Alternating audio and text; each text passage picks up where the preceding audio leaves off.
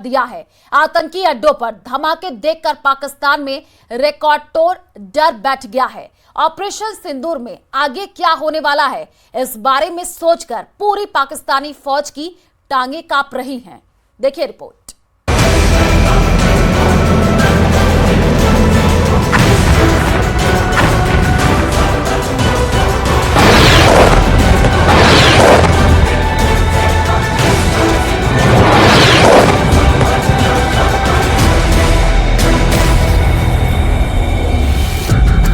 नौ location, 5 Pakistan अधिकृत कश्मीर में और 4 पाकिस्तान के पंजाब में।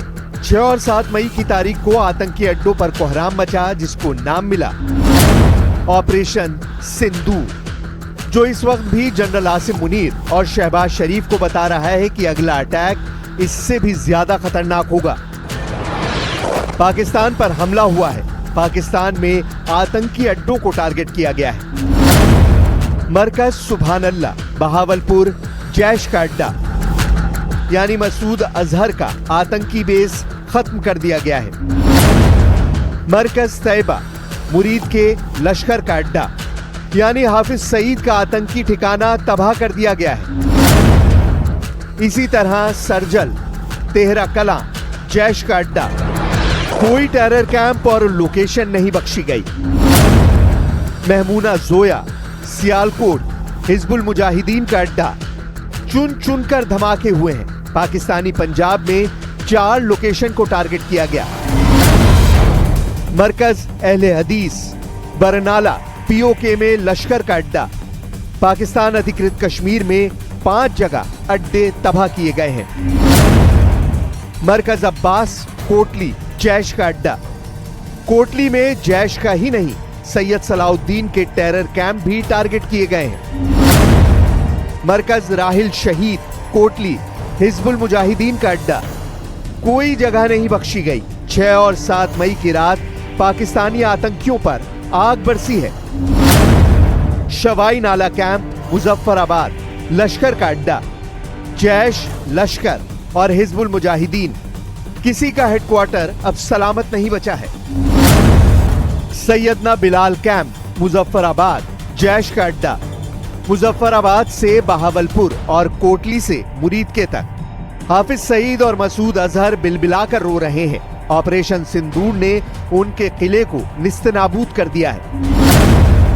ऑपरेशन सिंदूर, जो इस वक्त भी जनरल आसिम मुनीर और शहबाज शरीफ को बता रहा है कि अगला अटैक इससे भी खतरनाक होगा और पाकिस्तान की तरफ से उठाया गया कोई भी जवाबी कदम इससे भी खतरनाक हमले पर मोहर लगा देगा। पाकिस्तान में 6 और 7 मई की रात 1:05 से रात 1:30 बजे तक अटैक हुआ। 9 लोकेशन पर हमले हुए, 5 पाकिस्तानी अधिकृत कश्मीर में और 4 पाकिस्तान के अंदर। एक तरफ बहावलपुर में जैश का मुख्यालय उड़ा दिया गया और दूसरी तरफ मुरीद के में लश्कर का हेडक्वार्टर देखिए। तस्वीरें बता रही हैं कि पाकिस्तान के 2 बड़े आतंकी इस वक्त खैर मना रहे हैं कि वो जिंदा हैं, क्योंकि इन दोनों अड्डों पर बमबारी से साबित है कि जैश और लश्कर का नामो निशान मिटाने वाला हमला किया गया है। जब बहावलपुर और मुरीद के में आतंकियों के जनाजे का वीडियो आया तो उसमें पाकिस्तानी फौज के अफसर भी शामिल हुए। इन तस्वीरों से साफ तौर पर पाकिस्तान की सेना और पाकिस्तान के आतंकियों की साठगांठ समझी जा सकती है। 6 और 7 मई की रात के धमाके देखिए और इन धमाकों के गवाह पाकिस्तान की जहनी हालत को समझिए। जनरल आसिम मुनीर की अक्ल 22 दिन के अंदर ठिकाने लगा दी गई है। ऑपरेशन सिंदूर ने जनरल आसिम मुनीर और उनका सांप्रदायिक एजेंडा भी पूरी तरह से फेल कर दिया है। 16 अप्रैल को आसिम मुनीर ने हिंदू और मुसलमानों के बीच दीवार खींचने की कोशिश की। 22 अप्रैल को पहलगाम में आतंकियों ने उसी एजेंडे को आगे बढ़ाया और पर्यटकों का धर्म पूछकर हत्या की। लेकिन भारतीय सेना ने 7 मई को इस प्रेस ब्रीफिंग के जरिए जनरल आसिम मुनीर के हिंदू मुस्लिम को बांटने वाले एजेंडे की हवा निकाल दी। भारतीय थल सेना की तरफ से आई कर्नल सोफिया कुरैशी और वायुसेना की तरफ से आई विंग कमांडर व्योमिका सिंह, दोनों ने बताया कि जो भारत को धर्म के नाम पर बांटना चाहते हैं, उसी भारत की सेना ऐसे दुश्मनों को तोड़ना बहुत अच्छी तरह जानती है। मरकज सुभान अल्लाह भावलपुर ये इंटरनेशनल बाउंड्री से 100 किलोमीटर दूर है। जैश ए मोहम्मद का मुख्यालय था। यहाँ पर रिक्रूटमेंट, ट्रेनिंग व इंडॉक्ट्रिनेशन का केंद्र भी था। शीर्ष आतंकी अक्सर यहाँ आते थे। मैं आप सबको बताना चाहती हूँ कि किसी भी सैन्य ठिकाने का निशाना नहीं बनाया गया और अभी तक किसी तरह की नागरिक क्षति की रिपोर्ट नहीं है। अब ऑपरेशन सिंदूर की पूरी डिटेल समझिए। उन लोकेशन को देखिए जिनको भारत ने बहुत ही सटीक हमलों के जरिए टारगेट किया। पाकिस्तान की पूरी सेना इन आतंकी लोकेशन को बचाने में नाकाम साबित हुई। भारत ने पीओके और पाकिस्तान में आतंक के अड्डों पर ऐसा वार किया है जिसने आतंक के सरगनाओं की नींद उड़ा दी है। भारत ने एक बार फिर दिखा दिया है कि वो आतंकी हमलों का जवाब देता है और करारा जवाब देता है। उरी में हुए आतंकी हमले के बाद 11 दिन में सर्जिकल स्ट्राइक हुई थी। पुलवामा में हुए आतंकी हमले के बाद 12 दिन में एयर स्ट्राइक हुई और अब पहलगाम हमले के 14वें दिन भारत ने ऑपरेशन सिंदूर किया है। No military establishments were targeted. India has demonstrated considerable restraint in its response. However, it must be said that the Indian armed forces are fully prepared to respond to Pakistani misadventures, if any, that will escalate this situation.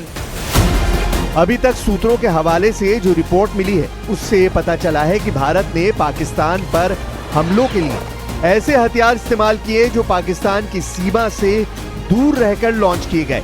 इन्हें stand of weapon कहते हैं। फिर चाहे वो लंबी दूरी के आत्मघाती ड्रोन हो या फिर क्रूज मिसाइल। जिस तरह की तस्वीरें मुरीद के और बहावलपुर से आई हैं, उससे साबित होता है कि पाकिस्तान के पंजाब के आसपास तैनात सभी एयर डिफेंस सिस्टम फेल हो गए। पाकिस्तान के पास 3 तरह के एयर डिफेंस सिस्टम हैं जो चीन से लिए गए हैं। पहला है FM-90 जिसकी रेंज 15 किलोमीटर तक है। दूसरा है HQ-16, इसकी रेंज 70 किलोमीटर तक है। तीसरा है HQ-9, इसकी रेंज 300 किलोमीटर है और यही किसी भी एयर स्ट्राइक से बचने के लिए पाकिस्तान की सबसे बड़ी गारंटी माना जाता है। लेकिन ये तीनों ऑपरेशन सिंदूर में नाकाम साबित हुए हैं। मार्च 2025 में जम्मू एंड कश्मीर पुलिस के 4 जवानों की जो हत्या की गई थी, उन आतंकवादियों को इसी जगह पर ट्रेन किया गया था। दूसरा, महमूना जाया कैंप सियालकोट, यह 18 से 12 किलोमीटर आईबी से दूर था। हिजबुल मुजाहिदीन का बहुत बड़ा कैंप था। ये कठुआ जम्मू क्षेत्र में आतंक फैलाने का नियंत्रण केंद्र था। पठानकोट एयरफोर्स बेस पर किया गया हमला भी इसी कैंप से प्लान और डायरेक्ट किया गया था।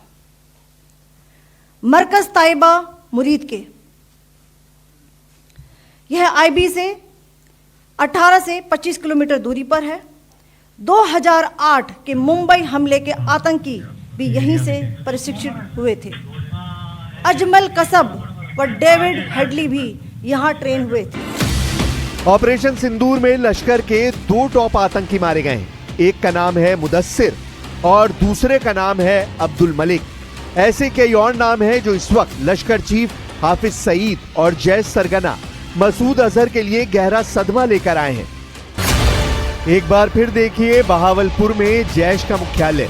यहाँ हुई तबाही बता रही है कि कुछ भी नहीं बचा होगा। छत से लेकर जमीन तक बड़े बड़े गड्ढे बन चुके हैं। ये वीडियो पूरे पाकिस्तान में वायरल हो चुका है। यही वो जगह है जहां मसूद अजहर भारत के खिलाफ आतंकी प्लान बनाता रहा है। पहलगाम हमले के बाद भारत ने पाकिस्तान में छिपे आतंकियों को मार गिराने की कसम खाई थी और आज यानी 7 मई को पाकिस्तान में आतंकी ठिकानों पर भीषण बमबारी की गई, जिसमें कम से कम 90 आतंकी मारे गए हैं। इस हमले के बाद पाकिस्तान बौखलाया हुआ है और LOC पर भीषण गोलीबारी कर रहा है, जिसमें कम से कम 15 मासूम लोगों की जान चली गई है, जबकि 43 लोग जख्मी हो गए हैं। सेना ने ये जानकारी दी है। दरअसल पाकिस्तान ने जम्मू कश्मीर के पूंछ जिले में भीषण गोलीबारी कर रही है और पाकिस्तान की तरफ से लगातार आपको बता दें कि मोर्टार दागे जा रहे हैं। भारतीय फौज भी मोर्चा संभाले हुए है और पाकिस्तानी फौज को करारा जवाब दे रही है। तो बड़ी खबर आपको इस वक्त बता रहे हैं, ऑपरेशन सिंदूर के बाद से जो पाकिस्तान है वो बौखलाया हुआ है। बड़ी खबर है, गोलीबारी की जा रही है, 15 निर्दोष नागरिकों को मारा गया है, ये जानकारी है, जिसमें 43 लोग जख्मी बताए जा रहे हैं। तो मुंहतोड़ जवाब भी भारत की तरफ से लगातार दिया जा रहा है। बड़ी खबर आपको बता रहे हैं, हमले के बाद पाकिस्तान पूरी तरीके से बौखलाया हुआ है। भारत की पाकिस्तान पर एयर स्ट्राइक के बाद राजस्थान के सभी बॉर्डर इलाकों में हाई अलर्ट है और इसी के मद्देनजर राजस्थान के कुछ जिलों में 15 मिनट के लिए ब्लैकआउट रहा और इससे पहले युद्ध के दौरान बचाव के तरीकों को लेकर के मॉक ड्रिल की गई थी। इसमें लोग, कर्मचारी, स्टूडेंट्स को आपात स्थिति में बचाव और लोगों को निकालने के तरीके जो है वो समझाए गए।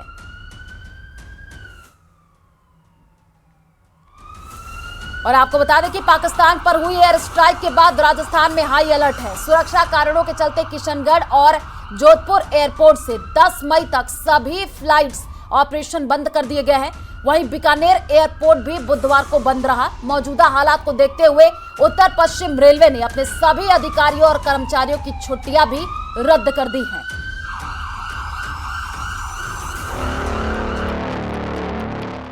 ऑपरेशन सिंदूर के बाद राजस्थान में अलर्ट, कई इलाकों में बढ़ाई गई सुरक्षा। हाई अलर्ट के चलते एयरपोर्ट बंद, 10 मई तक सभी फ्लाइट्स कैंसिल। पाकिस्तान पर एयर स्ट्राइक के बाद सुरक्षा को देखते हुए पश्चिमी राजस्थान में हाई अलर्ट कर दिया गया है। जोधपुर और किशनगढ़ एयरपोर्ट से अगले 3 दिन कोई फ्लाइट नहीं चलेगी, यानी 10 मई सुबह 5:30 बजे तक जोधपुर एयर स्पेस बंद रहेगा। जोधपुर एयरपोर्ट के सामरिक दृष्टि से भी अहम माना जाता है। इसको देखते हुए जोधपुर एयरपोर्ट पर सुरक्षा के भी पुख्ता इंतजाम किए गए हैं। जोधपुर से 9 फ्लाइट्स संचालित होती, यात्रियों को फ्लाइट कैंसिलेशन के लिए ऑनलाइन मैसेज भेज दिया गया है। साथ ही जोधपुर के एयरपोर्ट पर एक हेल्प डेस्क लगाई गई है, उसके माध्यम से जो भी यात्री आ रहे हैं उसको सूचना दी जा रही है, जिससे यात्रियों को परेशानी ना हो। आज के डायरेक्शंस ये है कि आज की सारी सिविल फ्लाइट सस्पेंडेड है जोधपुर एयरपोर्ट से आज के लिए सिर्फ। और जहाँ तक पैसेंजर्स की बात है, पैसेंजर को ऑलरेडी एयरलाइंस के थ्रू सारे ऑनलाइन मैसेजेस चले गए हैं। मोस्टली पैसेंजर एयरपोर्ट नहीं आ रहे हैं, जो भी एयरपोर्ट आ रहे हैं उनके लिए हमने हेल्प डेस्क लगा दी है, उनका पूरा ध्यान रखा जा रहा है। उनको जो भी हेल्प चाहिए वो सारी की सारी एयरपोर्ट से मिल रही है। तो जोधपुर से कितनी फ्लाइट संचालित होती है? जोधपुर से 9 फ्लाइट संचालित होती है समर सीजन में। इस टाइम सारे पैसेंजर्स को इन्फॉर्मेशन चली गई है। सर, ये एक दिन के लिए क्या है आदेश? अभी आज एक दिन के लिए है, अभी इंस्ट्रक्शंस एक दिन के लिए है। तो सुरक्षा के लिहाज से अगर बात करें, किस तरह की चाक चौबंद व्यवस्था है? ये हमारी तरफ से सुरक्षा जो भी एयरपोर्ट की है हमने बढ़ा दी है। बाकी जैसे भी इंस्ट्रक्शंस होंगे उस तरह से हम काम करेंगे। अभी जो है पैसेंजर का पूरा ध्यान रखा जाएगा। ऑपरेशन के बाद राजस्थान सरकार ने सीमावर्ती जिलों में अलर्ट घोषित कर दिया है, क्योंकि ये हमला पाकिस्तान के उस पश्चिमी पंजाब क्षेत्र में किया गया जो राजस्थान सीमा से लगा है और ऐसे में राज्य प्रशासन पूरी सतर्कता बरत रहा है। सीमावर्ती क्षेत्र में जो भी हमारे निडर साहसी नागरिक हैं, उनका मनोबल चट्टान की तरह दृढ़ हो, आसमान की बुलंदियों तक ऊंचा हो, यह सुनिश्चित करने के लिए हम लगातार उनके बीच में जा रहे हैं। पुलिस प्रशासन एक इकाई के रूप में उनके साथ जा रहा है। और तीसरा उद्देश्य जो है वो उद्देश्य यह है कि अगर किसी ने भी आत्मघाती दुस्साहस किया इस देश की तरफ आंख उठाने का, तो न सिर्फ सेना बल्कि इस देश का एक एक व्यक्ति, एक एक नागरिक प्रतिकार के लिए अपनी आंखों में ललकार लिए हुए खड़ा है। पाकिस्तान पर एयर स्ट्राइक के बाद श्रीगंगानगर में हाई अलर्ट है। श्रीगंगानगर जिले के सभी स्कूलों में छुट्टियां कर दी गई हैं। आज होने वाली परीक्षाओं को रद्द किया गया है। जिले की तमाम एजेंसी हाई अलर्ट मोड पर है। वहीं जिले में कई स्कूलों में बच्चों को मॉक ड्रिल करवाया गया। बुधवार को बॉर्डर एरिया वाले 4 जिले श्रीगंगानगर, बाड़मेर, जैसलमेर, बीकानेर के स्कूलों में छुट्टी रही। आइए अब आपको बताते हैं आखिर क्यों जैसलमेर, बीकानेर, बाड़मेर और श्री गंगानगर सुरक्षा की दृष्टि से अहम है।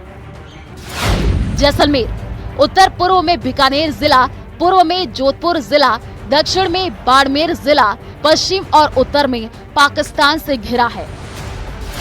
उत्तर में श्री गंगानगर, उत्तर पूर्व में हनुमानगढ़, पूर्व में चूरू, दक्षिण पूर्व में नागौर, दक्षिण में जोधपुर, दक्षिण पश्चिम में जैसलमेर और उत्तर पश्चिम में पाकिस्तान के पंजाब प्रांत है। बाड़मेर उत्तर में जैसलमेर जिला, दक्षिण में जालोर जिला, पूर्व में पाली जोधपुर जिला और पश्चिम में पाकिस्तान लगता है। श्री गंगानगर पूर्व में हनुमानगढ़ जिला, दक्षिण में बीकानेर जिला, पश्चिम में पाकिस्तान का बहवालनगर जिला और उत्तर में पंजाब से घिरा हुआ है।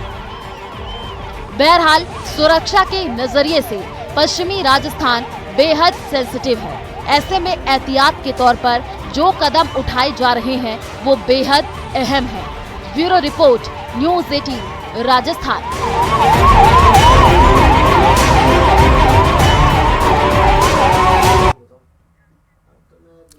दौसा में मंगलवार रात 15 मिनट तक ब्लैकआउट किया गया, जिसमें आम जनता ने स्वेच्छा से भागीदारी निभाई।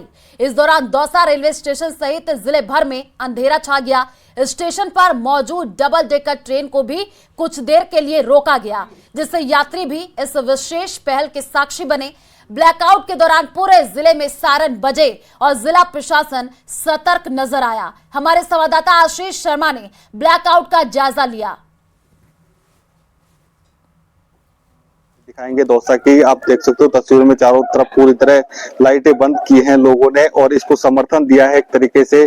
चारों तरफ जो बिजली की जो लाइट है घरों में, इन्वर्टर है, उनको बंद किए हैं। हम लोगों से बात करते हैं किस प्रकार का आज ये 9 बजे से 9:15 बजे तक का समर्थन किया, लाइटें बंद की हैं। हमारे पूरे देश में यानी कि 9 बजे से लेकर के 9:15 बजे तक ब्लैकआउट हुआ है और मैं 8th बटालियन CRP में कांस्टेबल हूँ, रिटायरमेंट। अगर मेरी आवश्यकता पड़ी तो मैं बॉर्डर पर जाने के लिए तैयार हूँ। आपने कोई युद्ध लड़ा था कोई? मैं 71 का वार यानी कि श्रीनगर बारामूला में 5-6 दिन यानी कि उस वार में रहा था, उसके बाद में सीज फायर हो गया। आप बताओ किस प्रकार का जो आज अपील की गई है प्रशासन के द्वारा, तो लाइटें बंद की हैं, किस प्रकार समर्थन है, क्या कहोगे जो रात को कार्रवाई हुई थी?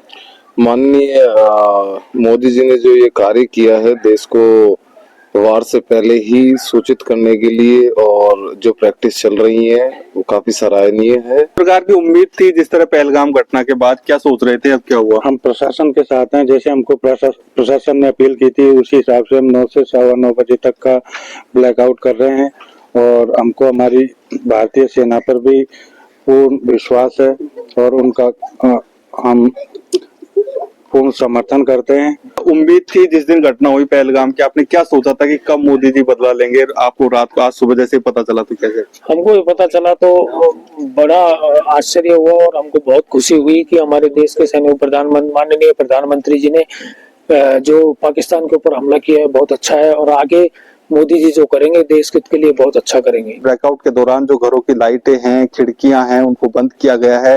हाईवे पे जो वाहन चल रहे थे वो भी जहां चल रहे थे वहीं उनको रोका गया है, उनकी लाइटें बंद की गई हैं। कुल मिलाकर ये कहा जा सकता है कि ब्लैकआउट को जो अपील जारी की गई थी उस अपील के अकॉर्डिंग दौसा के लोगों ने पूरी तरह समर्थन दिया है। आशीष शर्मा, न्यूज़ 18 दौसा। और खबरों का सिलसिला जारी रहेगा। यहाँ रुकते एक छोटे से ब्रेक के लिए, जल्द लौटेंगे।